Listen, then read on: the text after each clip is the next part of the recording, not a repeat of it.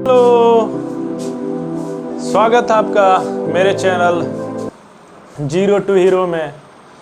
और आज हम बहुत ही इम्पॉर्टेंट टॉपिक डिस्कस करने जा रहे हैं जिसका नाम है कैलकुलस। ऐसे तो कैलकुलस 12th में बहुत ज़्यादा पढ़ना है मैथमेटिक्स में, लेकिन आज हम जिस कैलकुलस की बात कर रहे हैं वो होगा पूरी तरह बेस्ड अपॉन फिजिक्स। देखिए, अगर आपको 11th में या फिजिक्स 12th में अगर फिजिक्स पढ़ना है तो कैलकुलस को जानना बहुत ज़रूरी है। कैलकुलस और वेक्टर, अगर आप इसको नहीं समझेंगे तो आप फिजिक्स बिल्कुल नहीं पढ़ पाएंगे, चाहे आप बायो से क्यों ना हो, लेकिन बेसिक्स कैलकुलस आपको जानना ही पड़ेगा। ऐसे तो अगर आपको नहीं पता है तो जान लीजिए कि कैलकुलस के दो पार्ट होते हैं, एक डिफरेंशिएशन और एक इंटीग्रेशन। पहला होता है डिफरेंशिएशन। कैलकुलस के दो पार्ट होते हैं, पहला डिफरेंशिएशन, डिफरेंशिएशन बहुत इंपॉर्टेंट है, इसको समझना। अगर आप इसको कैलकुलस को नहीं समझेंगे तो आप बिल्कुल भी फिजिक्स को नहीं समझ पाएंगे। तो चलिए आज हम लोग शुरुआत करते हैं। पहला है डिफरेंशिएशन, कैलकुलस का पहला पार्ट, और दूसरा का नाम है इंटीग्रेशन।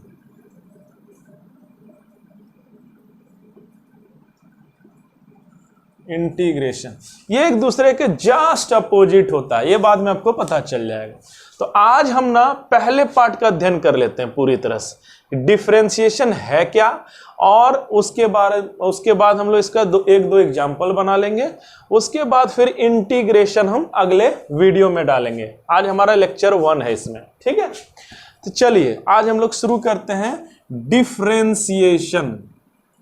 डिफरेंशिएशन पहले इसको समझने की कोशिश करते हैं कि ये होता क्या है, और अगर ये समझ जाते हैं तो फिर समझने की कोशिश करेंगे कि डिफरेंशिएशन का फिजिक्स में क्या यूज है, क्यों एक बायो वालों के लिए भी जरूरी हो जाता है ये मैथमेटिकल चीज, मैथमेटिकल टूल्स जिसका नाम है डिफरेंशिएशन पढ़ने की। अगर आप इसको नहीं पढ़ेंगे, मैं फिर बोल रहा हूं कि आपको फिजिक्स बिल्कुल नहीं समझ में आएगा और आप न्यूमेरिकल बिल्कुल नहीं बना पाएंगे। चलिए तो आज शुरू करते हैं। पहला वो है डिफरेंशिएशन, अगले लेक्चर में हम लोग इंटीग्रेशन का चर्चा करेंगे। चलिए पहली बात, डिफरेंशिएशन समझने के लिए, डिफरेंशिएशन को समझने के लिए आपको सबसे पहले जो चीज समझना होगा वह है फंक्शन। क्या है? फंक्शन।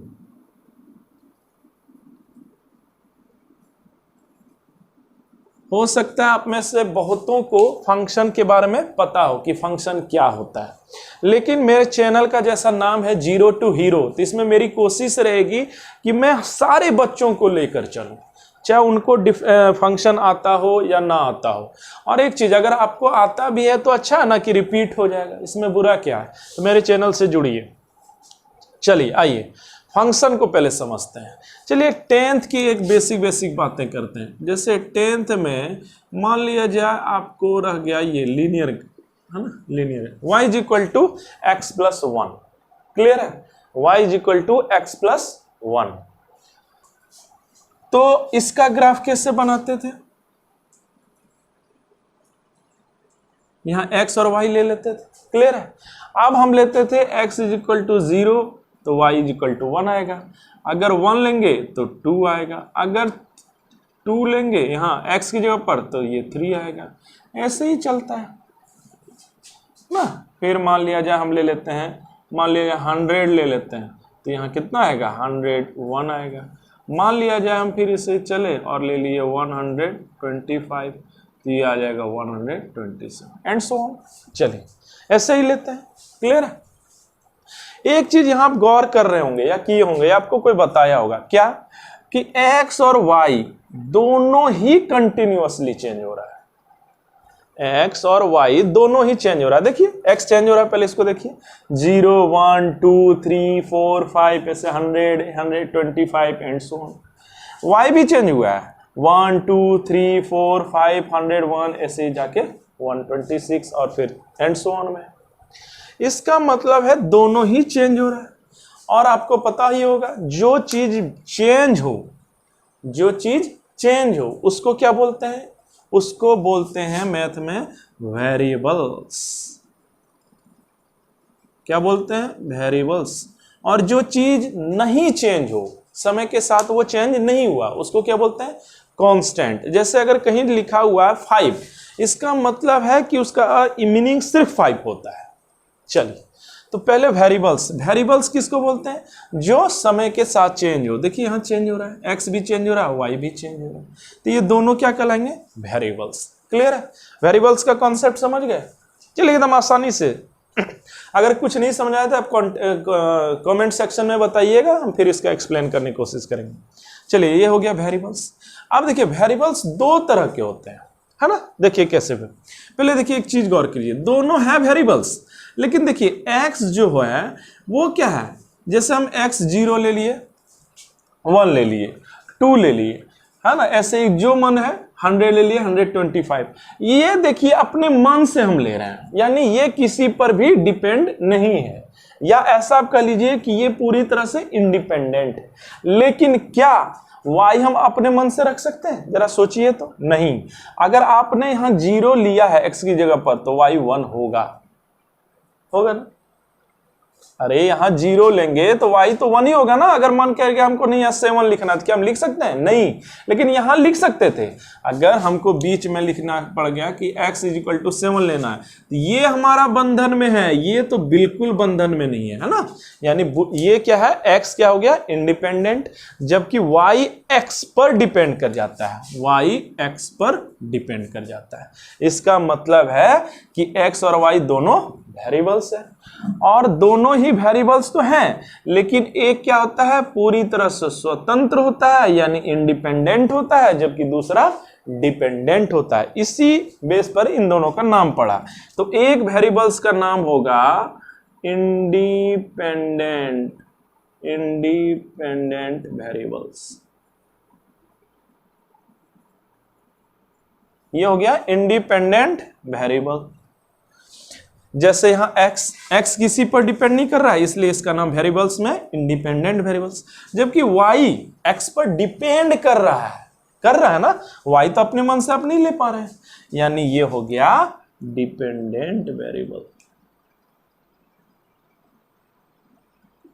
डिपेंडेंट वेरिएबल्स, ये क्या हो गया, डिपेंडेंट वेरिएबल। इंडिपेंडेंट वेरिएबल्स को क्या बोलेंगे हिंदी में, स्वतंत्र चर, है ना। वेरिएबल्स मतलब चर, और डिपेंडेंट मतलब जो डिपेंड करे, निर्भर राशि आप कह लीजिए, है ना, या अस्वतंत्र चर बोल लीजिए।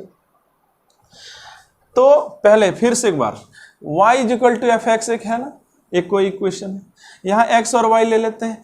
x और y दोनों चेंज हो रहा है, इसलिए वेरिएबल्स बोलते हैं। वेरिएबल्स क्या होता है, x हम अपने मन से रखने हैं, इसलिए इंडिपेंडेंट हो गया, जबकि y क्या कर रहा है, x पर डिपेंड कर रहा है, इसलिए डिपेंडेंट वेरिएबल हो गया। क्लियर है, चलिए समझ गए, यानी वेरिएबल्स दो तरह के होते हैं। अब चलिए एक कॉन्सेप्ट और समझते हैं। चलिए अब इसको क्या लिखेंगे कि y का मान x पर निर्भर करता है। y का मान x पर तो निर्भर करता ही है ना, क्लियर है।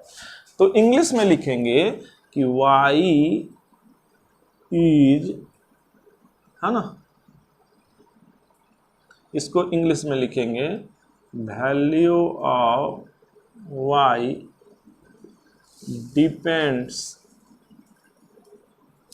अपॉन x, यानी value of y depends upon x। हाँ बिल्कुल, वैल्यू ऑफ y का मान x पर निर्भर करता है। क्लियर है। इसको और इंग्लिश में क्या लिख सकता है, देखिए अपने आप समझ आ जाएगा फंक्शन क्या है। और क्या लिख सकता है, यानी हिंदी इसका हुआ, आप हिंदी भी लिख सकते हैं कि y का मान x पर निर्भर करता है, y का मान x पर निर्भर करता है। और इसको इंग्लिश में क्या लिखेगा कि y is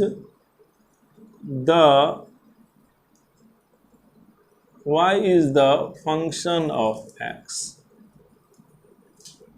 y is the function of x, यानी y जो है x का फलन है। फंक्शन मतलब फलन, यानी y जो है x का फलन है, मतलब x का फल होता है, यानी x क्या है, पेड़ है, जबकि y क्या है, उसका फल है। जैसे अगर यहाँ आम लगा है तो यहाँ क्या निकलेगा, मतलब आम का गाछ लगा है तो आम निकलेगा, है ना। अगर मैंगो ट्री लगा है तो मैंगो निकलेगा। अगर गुआवा ट्री लगा है, एक्स की जगह पर गुआवा ट्री, तो यहाँ गुआवा निकलेगा। यानी value of y depends upon x को हम और क्या लिख सकते हैं कि y is the function of x, यानी y x का फलन है, फल है, यानी x पर निर्भर करता है। अगर x अच्छा से रोपा गया है, अच्छा हुआ है, तो y भी अच्छा होगा। अगर किसी को अच्छी शिक्षा दी गई है तो उसका वंश को भी अच्छा शिक्षा मिला, इसका अर्थ यही है। तो y is the function of x। अब देखिए ये क्या हो गया, हम पहले भी बताए हैं और आज फिर बता रहे हैं कि देखिए हर एक सब्जेक्ट का अपना अपना एक लैंग्वेज होता है, हर एक सब्जेक्ट का, चाहे वो इंग्लिश हो, हिंदी हो, संस्कृत हो, होता है ना। जैसे अगर हम लिख रहे हैं ABC तो हम क्या समझते हैं, इंग्लिश लिख रहा है।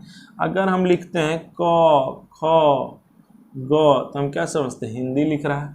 अगर जैसे यहाँ लिख दे, यहाँ प्लस या माइनस या ये मल्टीप्लाई, तो हम लोग क्या जानते हैं, ये मैथ का लैंग्वेज है जिसको ऐड जोड़ना होता है, घटाना या संस्कृत का अपना लैंग्वेज।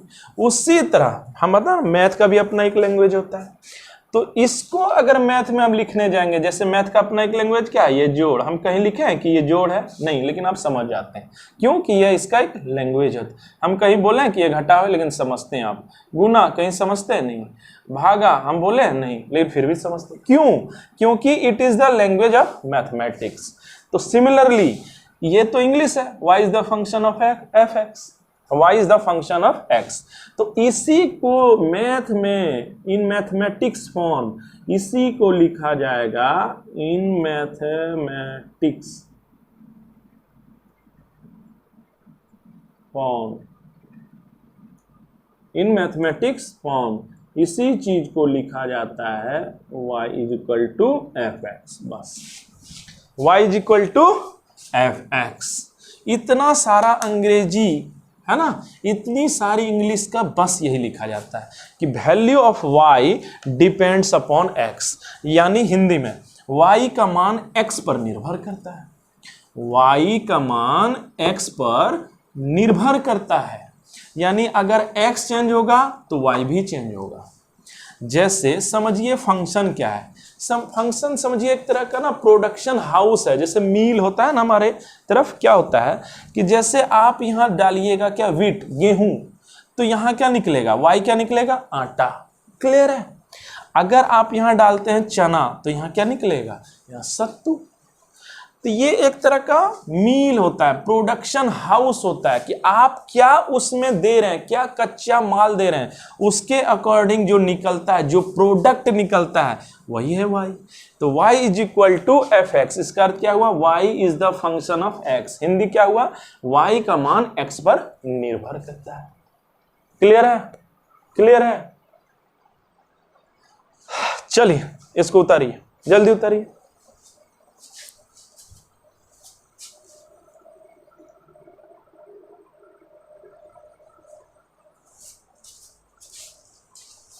चलिए उतार लिए।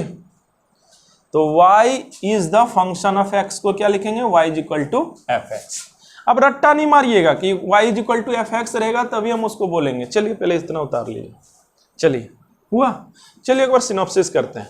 y is equal to x plus one की इक्वेशन दिया, x y ले लेते हैं। अब जैसे x और y दोनों चेंज हो रहा है इसलिए वेरिएबल्स हुआ। वेरिएबल्स दो तरह हुआ, जो किसी पर निर्भर ना करे इंडिपेंडेंट हुआ, ये जो निर्भर करे वो डिपेंडेंट हुआ।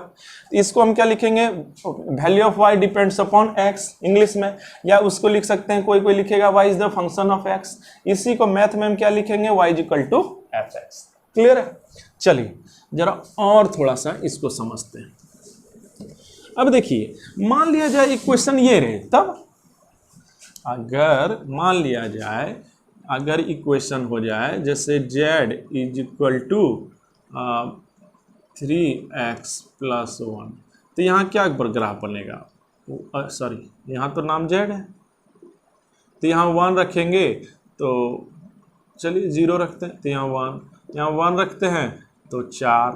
तो यहाँ क्या देखते हैं कि z x पर निर्भर कर रहा है, तो इसको क्या लिखेंगे, y is the function of, यानी z is the function of x। रट्टा नहीं मारिए। मान लिया जाए f का प्रयोग कर लिए, एक इक्वेशन और दे दिया, मान लिया जाए दे दिया है q, है ना, +1, तो इसका ग्राफ कैसे बनेगा, p ले लेंगे 1 ले लेंगे, ठीक है, ये 0 तो 1, ये 1 तो 2, ये 2 तो ये 3। इसका मतलब क्या हुआ कि p का मान q पर निर्भर करता है, तो हम क्या लिखेंगे कि q ये फंक्शन, मान लो f का हम प्रयोग कर लिए तो यहाँ g लिख देंगे, इसमें क्या है, रट्टा नहीं मारिएगा। इसका अर्थ ये नहीं हुआ कि p का मान q पर निर्भर करता है, चूंकि यहाँ हम एक f का प्रयोग कर चुके थे तो यहाँ g नाम दे दिया, फिर कहीं h भी दे दे, अगर g का प्रयोग कर लिया तो h भी दे दे, क्या दिक्कत है, सीधा सिंपल बात समझिए। अगर कहीं लिखा रहे मान लिया जाए k और लिखा रहे h और यहाँ लिखा रहे r, तो सिंपल इसको क्या पढ़ेंगे कि k का मान r पर निर्भर करता है ना, यानी k is the function of r। Clear है, जनरल बात बताए। तो y = fx नहीं रटिएगा, ऐसे भी समझिएगा कि k का मान r पर निर्भर करता है। ये r क्या अपने मन से रख रहे हैं, इसलिए यहाँ क्या हो गया इंडिपेंडेंट वेरिएबल, जबकि ये r पर निर्भर करता है इसलिए हो गया डिपेंडेंट वेरिएबल। क्लियर है, क्लियर है, इतना समझ गए, इतना समझ गए। चलिए फंक्शन का कॉन्सेप्ट क्लियर। चलिए आइए थोड़ा अब आगे बढ़ते हैं। चलिए तो एक हम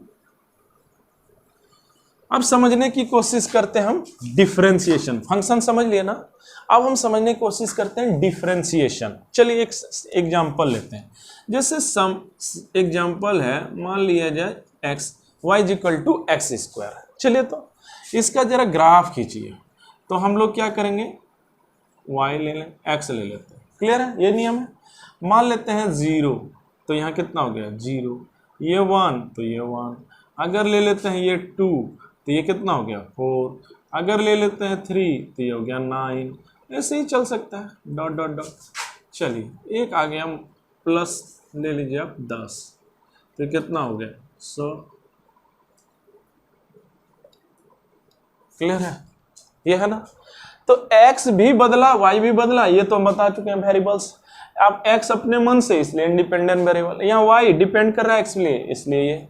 तो इसी बात को हम अब कैसे लिखेंगे, y = fx। क्लियर है, क्रिस्टल क्लियर है, क्रिस्टल क्लियर। चलिए हाँ हो गया, क्रिस्टल क्लियर है सर, बिल्कुल है भी। चलिए आइए अब देखिए, इसमें आप क्या एक चीज देख रहे हैं कि 0 1 2 3 इस तरह का बड़ा बड़ा चेंजेज हो रहा है, नहीं 1 2 है ना, फिर 5 इस तरह का अंतर हो रहा है। मान लिया जाए अगर आपको इसी प्रश्न में इस तरह का चेंज करने बोलता है, जैसे मान लिया जाए x ले लेते हैं, y ले लेते हैं, मान लेते हैं 3 ले लेते हैं, तो 3 पर इसका वैल्यू कितना है 9। अब बोलता है कि 3 से डायरेक्ट 4 चेंज नहीं हो रहा है, बल्कि एकदम छोटा सा चेंजिंग हो रहा है, छोटा, जैसे एकदम छोटा, है ना, तब बोलेगा इसमें कितना चेंजिंग होगा, है ना। चलिए तो ये थोड़ा बताना कठिन होता जाएगा, है ना। और फिर मान लिया जाए इस तरह से कर दिया,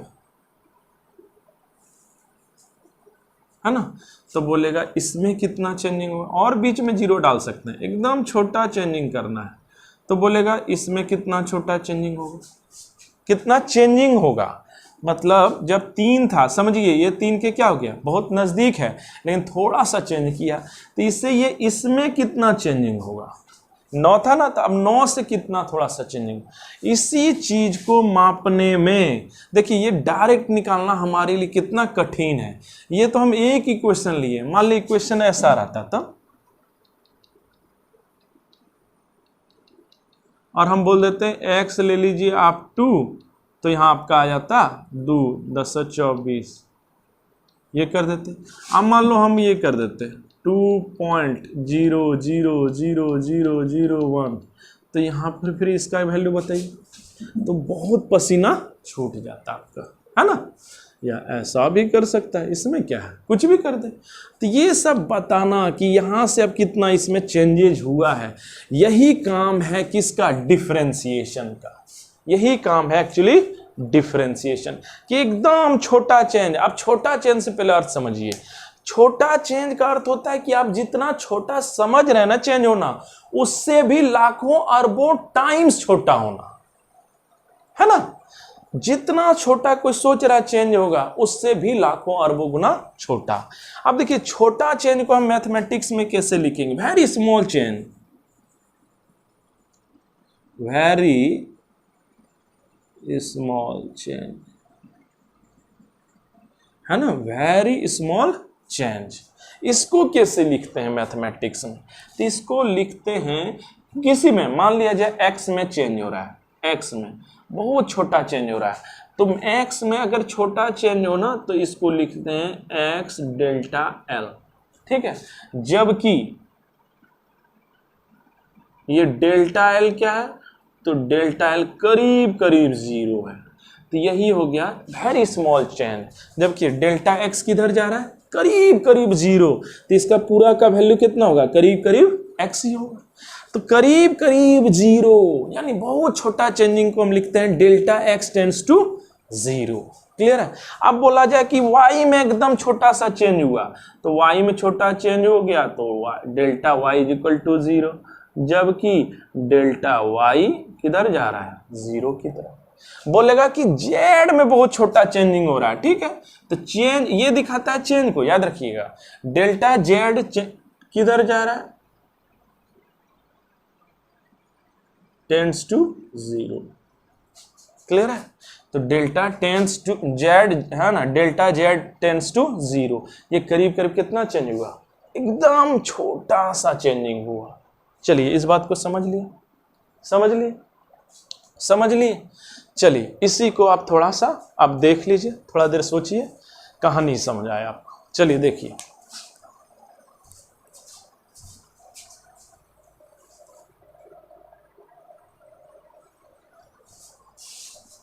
चलिए इसको अच्छे से समझते हैं, समझ लिए इतना। तो डिफरेंशिएशन क्या है, देखिए कि y is equal to f x, आप समझ रहे होंगे x में बहुत छोटा चेंज करने पर y में जो छोटा चेंज हुआ, ठीक है, समझे, तो y में जो छोटा चेंज हुआ और x में जो आप छोटा चेंज किए थे, जबकि आपने x में बहुत छोटा चेंज किया, कितना छोटा, तो डेल्टा x टेंड्स टू 0, तब उन्हीं दोनों के रेशियो को हम बोलते हैं डिफरेंशिएशन। चलिए इस बात को लिखते हैं, थोड़ा इसको साफ सफाई कर लेते हैं। चलिए इसी चीज का ही क्या करता है, मेजर कर लेता है। क्या हुआ भाई, चलिए अब सिनॉप्सिस करते हैं इस बात को। क्या हम बोल रहे हैं कि एक फंक्शन है, एक जनरल कोई भी फंक्शन ले लीजिए, ठीक है, y is equal to f x, इसका अर्थ तो आप समझ रहे होंगे। अब x में आप बहुत छोटा चेंजिंग किए, x में बहुत छोटा चेंजिंग किए, मान लिया जाए x में आप छोटा चेंजिंग किए डेल्टा x, है ना, x में कितना छोटा चेंज किए, तो बहुत छोटा चेंज को लिखते हैं लिमिट, इसको पढ़ते हैं लिमिट x टेंड्स टू 0, जबकि x में आपका कितना चेंज हो गया, ये, ठीक है। तो y में देखिए x में जब छोटा आप चेंज किए तो y में भी क्या होगा, छोटा चेंजिंग आ गया, तो y पहले y था, अब ये y किस में बदल जाएगा, डेल्टा y, तो y थोड़ा सा चेंज, तो पहले y था, अब ये हो गया डेल्टा y, समझ गए। x में जब ये क्या, इसका क्या अर्थ होता है, limit x delta x, limit delta x tends to 0, x में बहुत छोटा चेंज को ऐसे ही लिखते हैं। तो y में भी क्या हो जाएगा, इस इक्वेशन के अकॉर्डिंग बहुत छोटा चेंजिंग हो जाएगा, होगा ना, तो इसको लिखता है limit delta y tends to 0, ठीक है।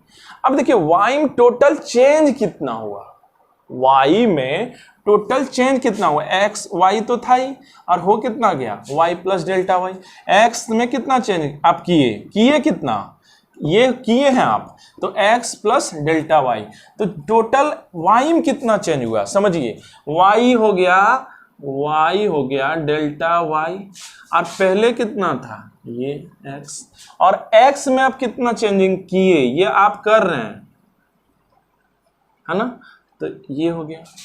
तो इसी चीज जबकि x tends to 0, y plus delta y, है ना, इतना चेंज किस में हुआ, देखिए तो चेंज इन y, और ये क्या हुआ है, चेंज इन एक्स, जबकि डेल्टा एक्स जो आप चेंज किए हैं यहाँ, ये इस पर चेंज होने पर ये चेंज होगा ना, तो डेल्टा एक्स टेंड्स टू 0, यानी करीब करीब आप 0 चेंज किए। तो इसको क्या और लिख सकते हैं, जरा देखिए तो, कि डेल्टा एक्स टेंड्स टू 0, तो यहाँ क्या हो गया, वाई वाई कैंसिल, तो delta y by delta x लिख सकते हैं ना। देखिए तो क्या हो गया, इसको क्या बोलेंगे, चेंज इन वाई। ये चेंज इन वाई क्यों हुआ जी, बोलो, चेंज इन वाई क्यों होगा, हाँ बिल्कुल ठीक बोल रहे हैं हम, चेंज इन वाई क्यों होगा, because delta x change in x, है ना, एक्स में आप छोटा सा चेंज किए इसलिए वाई में भी चेंज हुआ। यहां देखिए ना, इसको पकड़ के रखिए तभी समझ आएगा, इसमें आप छोटा चेंज किए थे इसमें भी छोटा चेंज हुआ, तो जो वाई में जो छोटा चेंज हुआ, छोटा चेंज को कैसे लिखते हैं, ऐसे लिखते हैं, और एक्स में आप जो चेंज किए थे इन्हीं दोनों रेशियो को, जबकि एक्स में आप बहुत छोटा चेंजिंग किए, इसी रेशियो को हम बोलते हैं d y by d x. चलिए ये क्या हो गया, चेंज है ना, स्मॉल चेंज, स्मॉल मतलब very small, small very small तो दिखा भी रहा, देखिए ना, डेल्टा एक्स टेंड्स टू 0, तो स्मॉल चेंज इन एक्स, इसका अर्थ यही होता है। तो देखिए एक्स में बहुत छोटा चेंज करने पर, कितना छोटा, करीब करीब 0, तो वाई में भी कितना चेंज हुआ, जो चेंज हुआ, तो वाई में जो चेंज हुआ और एक्स में जो किए, इसी रेशियो को कहते हैं क्या, इसी को कहते हैं D by Y D X, यानी D Y by D x. कोई कोई किताब इसको सिर्फ लिख देता है एफ डैश एक्स, कोई किताब इसको सिर्फ वाई डैश लिखता है, तो बस इतना ही कहानी है। चलिए इसको समझते हैं। देखिए अब कुछ नहीं बीच का रखिए, सीधा आइए इसके पास समझने के लिए। क्या है, y is equal to f x, clear है, x में आप छोटा सा चेंजिंग करेंगे तो y में डेल्टा छोटा चेंजिंग हुआ, तो जो छोटा चेंजिंग हुआ y में, जबकि x में आप छोटा चेंज जो किए थे, इन दोनों का रेशियो, जबकि आपने चेंज कितना किया है, x में बहुत छोटा चेंज किया है, करीब करीब 0, करीब करीब 0, तो इसी रेशियो को क्या बोलते हैं, d y by d x और एफ डी एक्स, और इतना। चलिए इसमें क्या नहीं समझा, समझ गए, इतना समझे। इसी चीज को d y by d x को ही पढ़ते हैं। चलिए पहले इतना समझ लीजिए, चलिए इसको पहले समझ लीजिए आप, चलिए समझ लीजिए।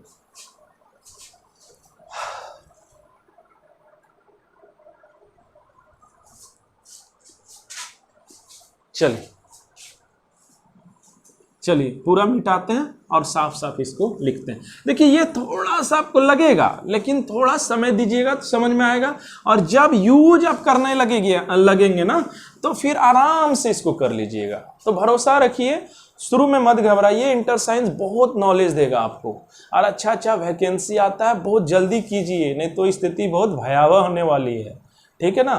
कोई लंबा प्रोग्राम मत बनाइए, जल्दी से जल्दी कुछ अच्छा कर जाइए जीवन में, आपका परिवार और आप बहुत दोनों ही खुशी रहेंगे। चलिए आइए शॉर्ट में लिखते हैं, y is equal to f x, ठीक है, ये है हमारा फंक्शन, क्लियर है।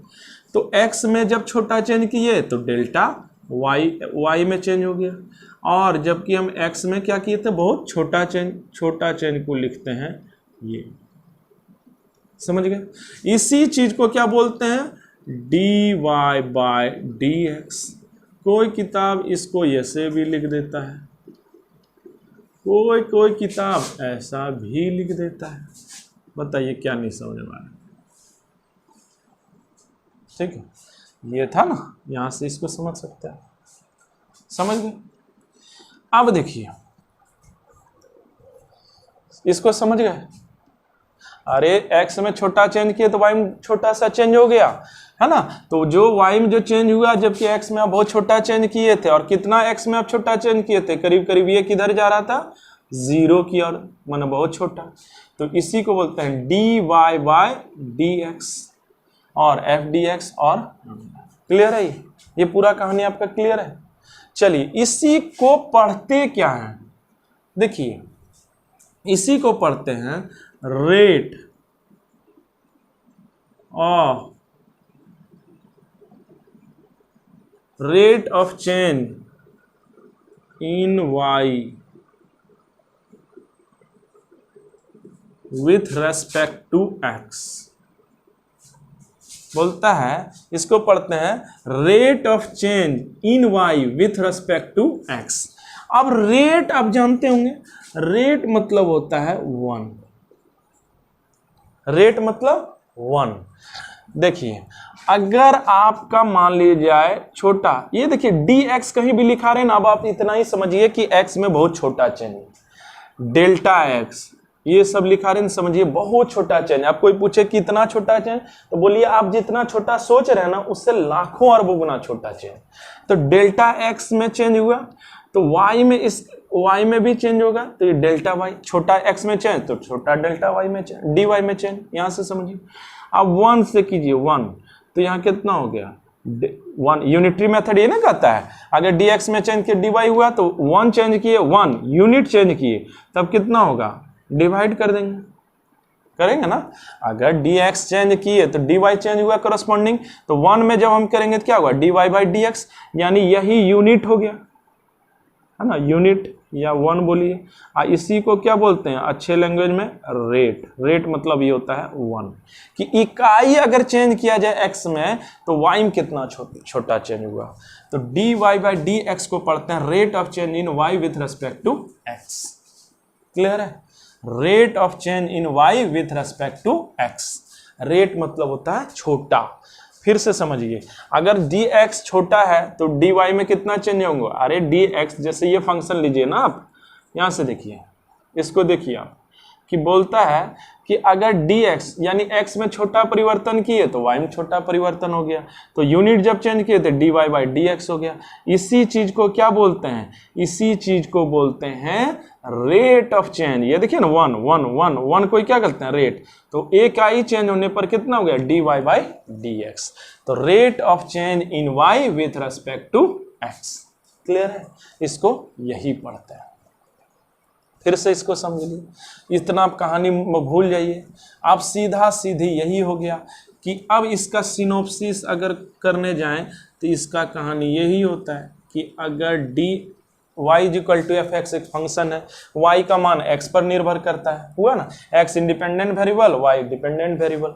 तो इसका हुआ, इसका अर्थ हुआ कि अगर dy बाई dx है ना, dy बाई dx, यानी चलिए इसको एक्सप्लेन करते हैं कि अगर dx चेंज किए तो dy में dy चेंज होगा। तो अब यूनिट रेट ऑफ चेंज, इसको पढ़ते ही हैं ये, इसको दिमाग में रखिए। रेट, रेट मतलब 1, तो dy by dx, dy by dx।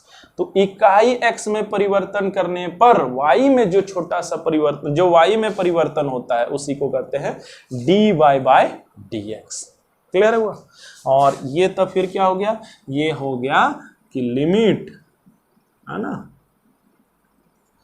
ये खुद देखिए, ये dy समझिए, dy कहीं लिखा रहे हैं समझ लिए बहुत y में छोटा चेंज हुआ है, कहीं देख लीजिए dx में समझ लिए x में बहुत छोटा हुआ है, कहीं समझिए dz सोचिए ये बहुत छोटा छोटा चेंज हुआ है, और यही हुआ है डिफरेंशिएशन का प्रयोग। तो ये क्या हो गया dy बाई dx।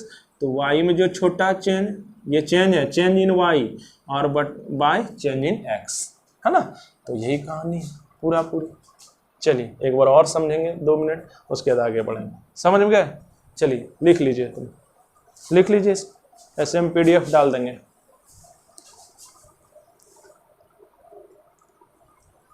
है ना। चलिए समझ गए, चलिए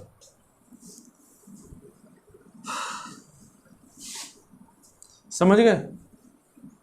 तो सीधा सीधी कहानी यही आया कि अगर कोई y is equal to f x एक फंक्शन है तो dy बाई dx का अर्थ होता है क्या, कि limit delta x tends to 0, x आप चेंज कर रहे हैं y चेंज हो रहा है, इसका अर्थ होता है कि डेल्टा y बाई डेल्टा है। तो इसका अर्थ फिर क्या हो गया, change in y, change in y है, और बाय क्या, इस स्मॉल चेंज लिख सकते हैं, स्मॉल चेंज इन वाई, फिर यहाँ क्या हो गया स्मॉल चेंज इन एक्स। इसका अर्थ यही होता है, ये आपको रख लेना है दिमाग में। Small change in y with respect to, है ना, small change in y by small change in x. Clear है? इसी को बोलते हैं dy बाय dx। क्लियर है? क्लियर है? क्लियर, समझ गए? चलिए समझ गए इसको। चलिए अभी इसका फिर हम रिलेशन बताएंगे फिजिक्स में क्या है। फिजिक्स में हम लोग समझेंगे कि इसका रिलेशन क्या है, ठीक है। लेकिन उसके पहले आपको कुछ कुछ फॉर्मूला हम बता देते हैं, वो सब इंपॉर्टेंट है जो आप नोट कर लीजिए कुछ कुछ, ठीक है। चलिए सबसे पहला, एक का नहीं होगा तो हम प्रूफ भी करते हैं, है ना। जैसे फॉर्मूला है ये कि dy बाय dx, पहले इसको समझ लीजिएगा।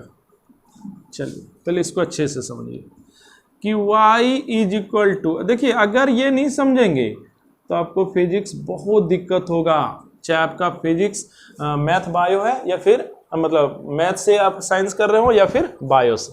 तो y is equal to sine x है। यहाँ इसका क्या अर्थ हुआ, इसका अर्थ ये ना हो गया कि y x के मान पर निर्भर कर रहा है। अरे यही तो मतलब निकला, ठीक है। अब हमको क्या करना है, निकालना है कि dy बाय dx निकालना है, dy बाय dx। क्लियर है? dy बाय dx, ठीक है।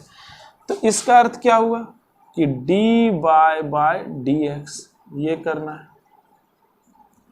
आप याद कीजिए ये कैसे डिफाइंड था, dy बाय dx कैसे डिफाइंड होता है कि डेल्टा x टेंड्स टू 0 और y में जो चेंज किए और बटा x में जो चेंज हुआ। फिर इसको हम कैसे लिख सकते हैं, x में जो चेंज किए, है ना। तो delta y change in y, change in y, तो समझिए साइन था, है ना। पहले x चेंज इन y, तो y इज इक्वल टू कितना है साइन, चेंज इन y तो साइन x है, तो x में जो चेंज किए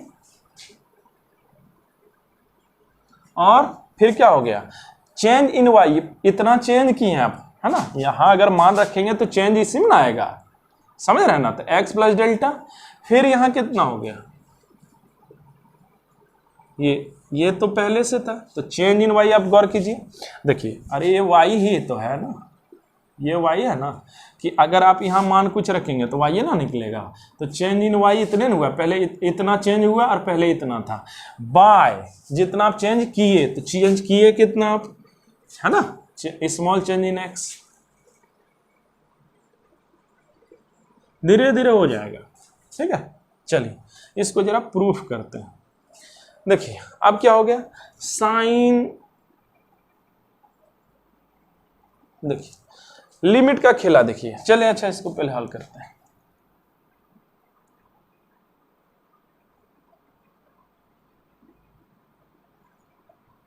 साइन x और यहां कितना हो गया, ये x x कट जाएगा, डेल्टा x। देखिए क्या यह मान अभी रखा जा सकता है, नहीं, क्योंकि अगर हम यहां रखते हैं delta x is equal to 0, ये करीब करीब 0 ही तो है।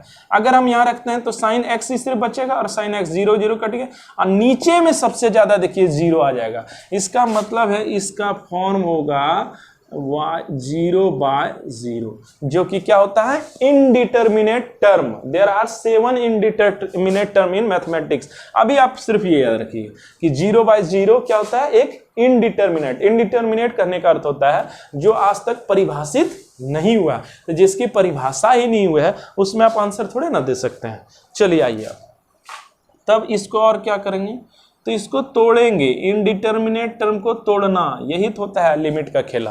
तो sine c minus sine d, याद कीजिए sine c minus sine d, ये क्या होता है, sine c minus sine d का होता है 2 cos c plus d by 2, 2 cos c plus d by 2 into sine c minus d by 2, तो ये कट जाएगा।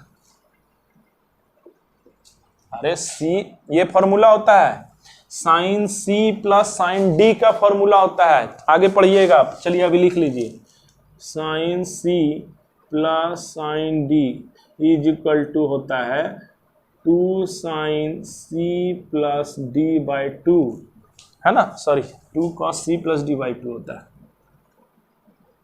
Into sine c minus d by 2। देखिए c की जगह पर ये है और d की जगह पर ये है, ये तो 2 cos c plus D into sine c minus D, ये लेमडा है। अब आप देखिए और बाय x, है ना, समझ गए, समझ गए। चलिए अब जरा गौर कीजिए, अभी भी आप यहां नहीं रख सकते हैं, अभी भी यहां मान नहीं रखा जा सकता है क्योंकि यहां रखने पर 0 आ जाएगा।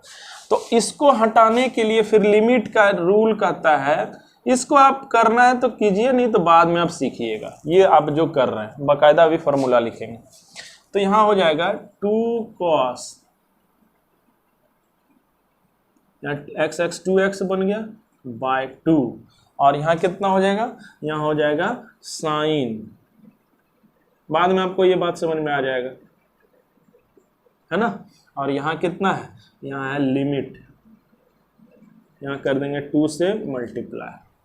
अब यहाँ से आप जैसे लिमिट का थोड़ा सा पढ़िएगा, इसको जरूरी नहीं है करना, तो ये 2 कटे जाएगा और sine lim theta by theta when theta tends to 0 जब होता है तो 1 होता है। और अब आप यहाँ मान रख सकते हैं, तो यहाँ जैसे हम मान रख दिए तो यहाँ कितना हो गया कॉस, चलिए इसको इधर लिखते हैं, तो इसको हम लिख सकते हैं, इसको हम लिख सकते हैं कॉस, और फिर यहाँ कितना हो गया 0, ये तो 0 हो गया, तो 2 कट जाएगा तो कितना होगा ये 1, और इसका मान होता है 1, तो यानी इसका वैल्यू आएगा cos x। देखिए यहाँ से यहाँ तक अगर आपको करना हो, इच्छा हो तो कीजिए, हम एक प्रूफ दिखाना चाह रहे थे, दिखा दिए, नहीं मन हो तो कोई जरूरी नहीं है, अभी आप रट्टा लगा लीजिएगा, फिर मैथ आप जब जाइएगा तो ये बात आपको तुरंत समझ में आ जाएगा। चलिए तो एक बार हम पुनः एक बार दोहरा लेते हैं, चलिए इसको उतार लीजिए, उतार लीजिए, अगर इसका प्रूफ उतारना है तो उतारिए।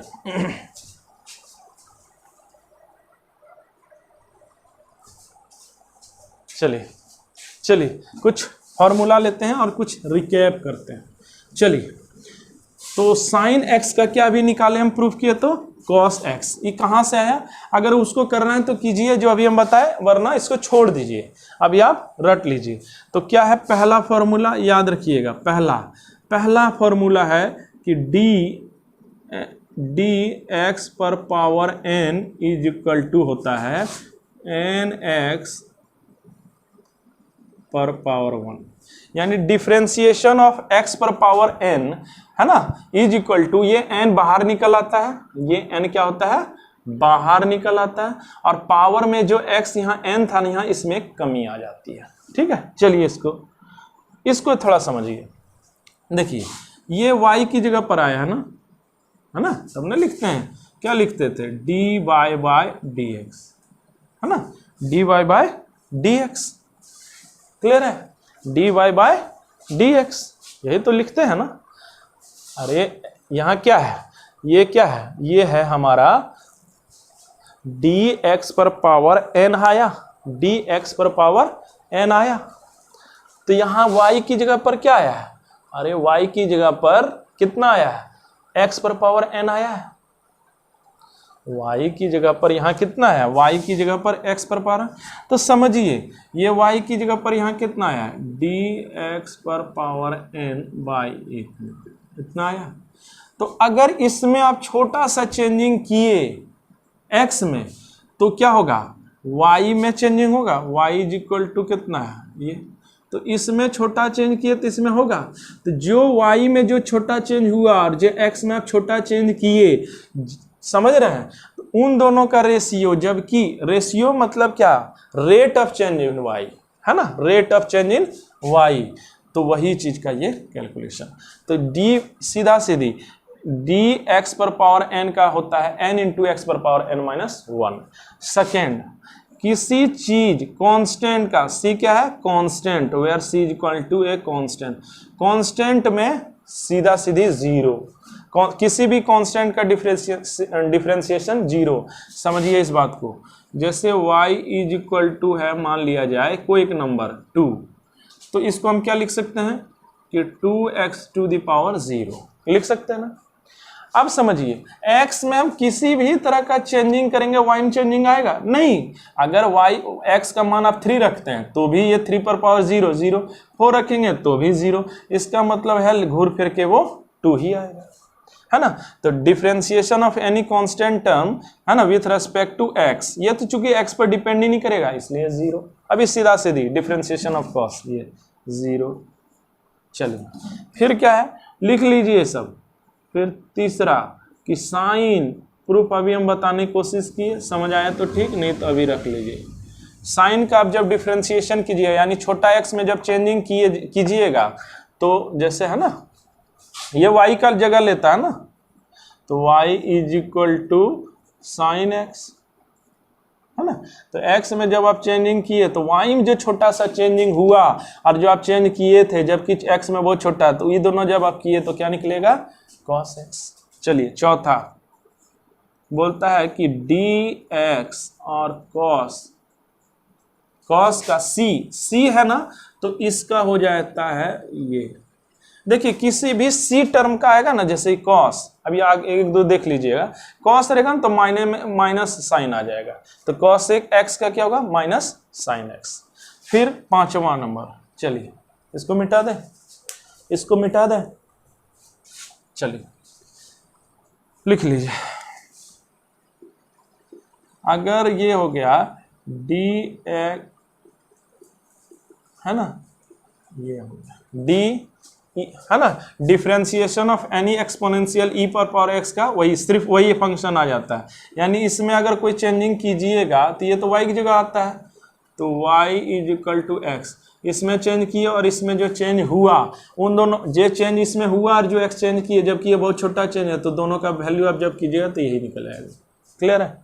चलिए फिर बोलता है कि डिफरेंशिएशन ऑफ 10x, जबकि 10x का क्या होगा sine inverse, sorry sec square x,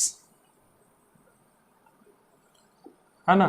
फिर बोलता है cot x का जब आप कीजिएगा तो यहाँ देखिए c आया ना, तो सीधे यहाँ बैठाइए माइनस, डिफरेंशिएशन में ही है c, जहाँ देखिए माइनस बैठाइए, और cot का क्या हो जाता है, ये हो जाता है cos स्क्वायर x। क्लियर है, ये सब थोड़ा महत्वपूर्ण है। फिर देखिए क्लियर है। अब यहाँ सेक का करना है, सेक, तो सेक का केस में क्या हो जाता है, इसका डिफरेंशिएशन सेक x इंटू 10x। ठीक है। 9 नंबर कि अगर डिफरेंशिएशन ऑफ dx और कॉसेक का करना है, कॉसेक c आया ना तो यहाँ मान बैठाइए माइनस, और तब इसका सूत्र होता है cos x into cot x। इतना काफ़ी है, वो इतना काफ़ी है, समझ गए। तो इतना फॉर्मूला आप उतार लीजिए। अगर इसका हम प्रूफ बताने की कोशिश किए थे, अगर आपको समझ आ गया होगा बात तो ठीक, नहीं तो थोड़ा दिन के बाद आपको समझ आ जाएगा। अभी फिलहाल इतना आप समझ लीजिए, ठीक है। अब हम इसका रिलेशन बताएंगे फिर मैथमेटिक्स। चलिए इतना लिख लिए, थोड़ा और कुछ रूल्स इसका लिख लीजिए, है ना। चलिए इतना समझ गए। इतना आपको याद रखना होगा कि differentiation of x to the power n, है ना, is equal to x n into x पर power n minus 1, differentiation of cos, है ना, with respect to s 0, differentiation of sine का cos x का माइनस साइन, है ना, e पर पावर x का वही e पर 10 का 10x का सेक स्क्वायर x, cot का फिर क्या होता है cot c है तो माइनस बैठाइए, और cosec x सेक x का ये आपको याद रखना होगा। क्लियर है। चलिए इसको एक दो प्रश्न बना देते हैं, फिर आगे बढ़ते हैं और कुछ रूल्स लिखा देते हैं। उसके बाद हम थोड़ा सा बताने की कोशिश करेंगे फिजिक्स के साथ इसका क्या संबंध है। चलिए एक दो क्वेश्चन लगा लेते हैं इसका। चलिए मान लीजिए एक फंक्शन दिया है ना, y to the power x। अब आपको बोला कि यहाँ ये पहले समझिए, पहले प्रश्न को कि y जो होता है ये किसका फंक्शन है, x का। क्लियर है ना, यहाँ तो ये क्लियर है। अब देखिए x में जब आप बहुत छोटा सा चेंजिंग किए तो y में छोटा सा चेंजिंग हुआ, तो y में जो छोटा चेंज हुआ और जो x में आप छोटा चेंज किए उससे डिवाइड कर दी। एक बात याद रखिए, अगर कोई चीज से आप डिवाइड कर देते हैं ना तो उसका मतलब होता है रेट। समझिए बात, जैसे कि 7 आर्टिकल, याद रखिए 7 आर्टिकल का दाम है 100, है ना, 40 रुपए। अब 1 आर्टिकल का आप दाम निकालना चाह रहे हैं तो कितना हो गया, कितना हुआ। तो देखिए जितना आर्टिकल है अगर उससे भाग दे दीजिएगा, रेट भाग दे दीजिए तो हमेशा 1 बनाएगा। क्लियर है, समझे। मान लिया जाए कि 10 घंटा में कोई आदमी 100 किलोमीटर दौड़ता है, तो 1 घंटा मतलब ये होता है रेट, याद रखिएगा। तो रेट मतलब क्या होता है, भाग दे दीजिए सीधा सीधे इससे, तो 1 घंटा में पता लग जाता है। अब इसका देखिए इंपॉर्टेंस है, रेट हमेशा इसका बहुत इंपॉर्टेंट। अरे हम लोग हमेशा ना 1 पर दिमाग लगाते हैं, यूनिटरी मेथड हमेशा। जैसे हमको कोई बोला कि 10 सामान का दाम है 300 रुपए, 10 सामान का, तो बोलेगा 20 सामान का दाम कितना होगा, तो 25 सामान का दाम कितना होगा। तो देखिए हम लोग 300 को पहले 10 से भाग देते हैं। 10 से भाग देने का मतलब ये होता है रेट, 1 का पता कर लेना। तो 30 रुपए आप बोला 25, तो 25 इंटू 30 कर देंगे, यानी हो गया 750 रुपए। तो यही हो गया रेट। चलिए समझ गए। तो चलिए इसका बार समझिए कि x में छोटा चेंज किए, y में छोटा चेंज हुआ। तो y में जो छोटा चेंज हुआ जो x में आप चेंज किए, इसका अर्थ ये ना हुआ कि y में जो छोटा चेंज है ना, ये लिखे भी है, और जब किए तो ये क्या हो गया, डिवाइड दिए, इसका मतलब है कि ये क्या हो गया, रेट। रेट है ना, ये तो हो गया रेट। चलिए अब इसको सवाल बनाते हैं डायरेक्ट फार्मूला से। y इज इक्वल टू कितना हो गया, x to the power e, तो dy by d x is equal to कितना हो गया, 3 पर पावर 3 इंटू एक्स। देखिए ना x पर पावर n का फॉर्मूला क्या होता है, चलिए आइए जल्दी समझिए। n निकलता है और n माइनस 1 होता है, तो यहाँ n की जगह पर क्या है 3 निकल गया, 1 इसमें घट गया, ये हो गया आंसर। चलिए समझ गए। चलिए दूसरा जल्दी से, अगर मान लिया जाए आपसे बोल दिया जाए 2x, differentiation of 2x with respect to x। देखिए यहाँ क्या है 2x, यहाँ क्या है x। तो याद रखिए जिसका रेस्पेक्ट होता है, जैसे हम लोग अभी याद जो किए थे फॉर्मूला जो हम लिखे हैं, वो क्या लिखे हैं, d sine x by with respect to x। ये और ये सेम है, तो यहाँ लेकिन 2x यहाँ x है, तो पहले 2x के रेस्पेक्ट में कीजिएगा, फिर 2x को x के रेस्पेक्ट में। इसको चेन रूल कहते हैं, बाद में आप सीख जाइएगा। चलिए तो पहले इसका हम करेंगे 2x के रेस्पेक्ट में, किसका भाई, हो गया, और फिर 2x हो गया। अब फिर क्या हो गया, देखिए साइन 2x का x के सापेक्ष, तो क्या हो गया cos 2x, और है ना डिफरेंशिएशन ऑफ 2x कितना हो गया, वो ये निकल जाएगा 2 कांस्टेंट बाहर, और फिर बच गया हाँ dx बाय dx। अब ये मत सोचिए कि ये कट के 1 होगा, लेकिन 1 हो, ये होगा वैल्यू, यहाँ पावर कितना 1, तो इसके फॉर्मूला के अनुसार क्या होगा 1 पावर निकल जाता है, और एक इसमें कमी आता है, तो 1 1 गया तो 0 हुआ, इसीलिए हो गया 2 cos 2x। चलिए प्रूफ इसका ही ये आंसर हो गया। क्लियर है। चलिए प्रैक्टिस कीजिए, फिर आपको जो नहीं समझ आएगा कमेंट सेक्शन में। अब चलिए तो आज के वीडियो में इतना ही। वीडियो काफ़ी लंबा हो गया है, तो एक काम करते हैं, रिलेशंस जो डिफरेंशिएशन का जो फिजिक्स में रिलेशन क्या है ये हम अगले वीडियो में करते हैं। वीडियो काफ़ी लंबा हो गया है, ठीक है, तो इसको देखते हुए हम अगले में करते हैं कि what is the actual relationship between differentiation and physics, क्योंकि ये बहुत महत्वपूर्ण है। अगर आप ये नहीं जान पाइएगा कि डिफरेंशिएशन का फिजिक्स में क्या प्रयोग होता है तो बहुत कठिन हो जाएगा। तो इसको हम अगले वीडियो में करने की कोशिश करते हैं, ठीक है। तब तक के लिए आप लोग का धन्यवाद। मेरे चैनल से जितना ज़्यादा हो सके जुड़िए, है ना। आपको 11th का 12th का और फिजिक्स और मैथ पूरा हम पढ़ाएंगे, ठीक है। तो कुछ कुछ 10th के भी बच्चे हैं, है ना, CBSE वाले और झारखंड वाले जो, और कुछ स्टेट्स के बोर्ड वाले भी जो बोल रहे हैं कि कुछ वीडियो डालने का। तो चलिए अगर 10th का डाल देते हैं तो कोई बुरा नहीं है, लेकिन मेरा फोकस रहेगा 11th और 12th का फिजिक्स और मैथ्स। चलिए मेरे चैनल से जुड़िए जिसका नाम है 02 हीरो। तब तक के लिए जय हिंद, जय भारत।